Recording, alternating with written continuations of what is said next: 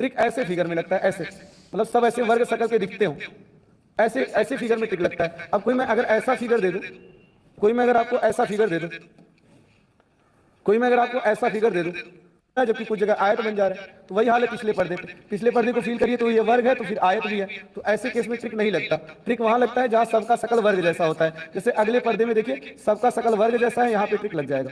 तो जरा सोच के बताइए यहाँ कितने वर्ग हैं। चलिए मैं समझ देता हूँ। 19, 27।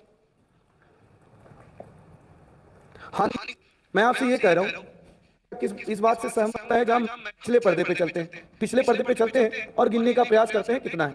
तो पिछले पर्दे पे अगर मैं जाऊं तो ये है 1, 2, 3, 4। तो 4 ये हो गया, ठीक है।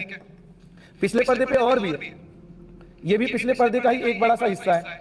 एक, ये भी पिछले पर्दे का ही एक हिस्सा है। 2, ये भी पिछले पर्दे का हिस्सा है। 3, ये भी पिछले ही पर्दे का हिस्सा है। 4, तो 4 और ले लीजिए। तो 14, 4, 18, 18, 4, 22, 22। यहां तक तो आया होगा समझ में। और कुछ लोग 22 शायद यही सोच के कर रहे थे, यही सोच के कर रहे थे।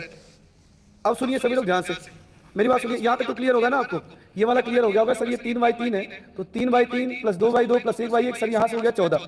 14 के बाद ये 1, 2, 3, 4 छोटे वाले, और सर ये बड़े वाले 4, 1, 2, 3, 4। तो 14, 4, 18 और 18, 4, 22। उसके बाद सुनिए, अच्छा मैं बोलूंगा मैं सवा ईंट इधर लगा दूं और सवा ईंट इधर लगा दूं, तो भी तो सवा ईंट का एक वर्ग बन जाएगा। तो जरा ध्यान से देखिए, अगर मैं इस एक को तो काउंट कर लिया, अगर मैं सवा ईंट इधर लूं और सवा ईंट इधर लूं, तो एक सवा ईंट और इंटू सवा ईंट का भी एक वर्ग बनेगा।